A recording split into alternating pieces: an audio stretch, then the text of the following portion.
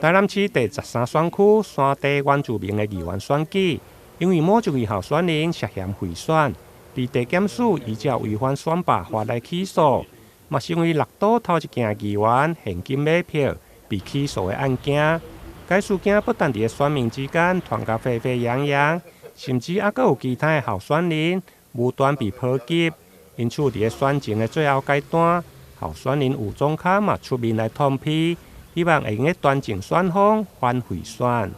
吴宗坎本人及竞选团队即使从未社会和进行任何不法情事，却因特定阵营散发之对立言论，而深受舆论困扰。贿选贪污行为或重伤他人的假消息，有4大恶处：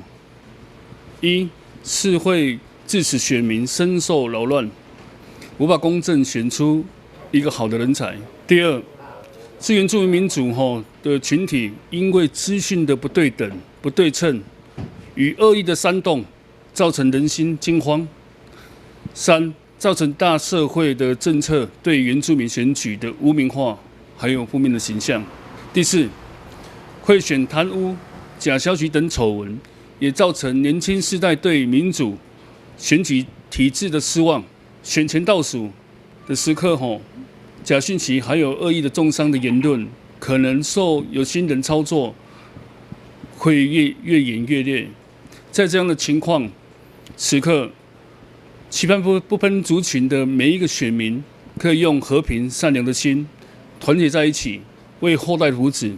做出正确的选择。吴宗坎会出面自称，原因是竞选团队伫咧拜票时，侪敢收到选民的反映，有对手故意来放话，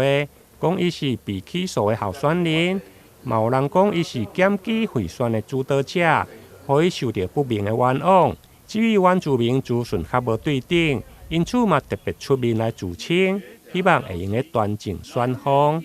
反贿选，拒绝假消息，南辕一家亲。台南新闻林根采访报道。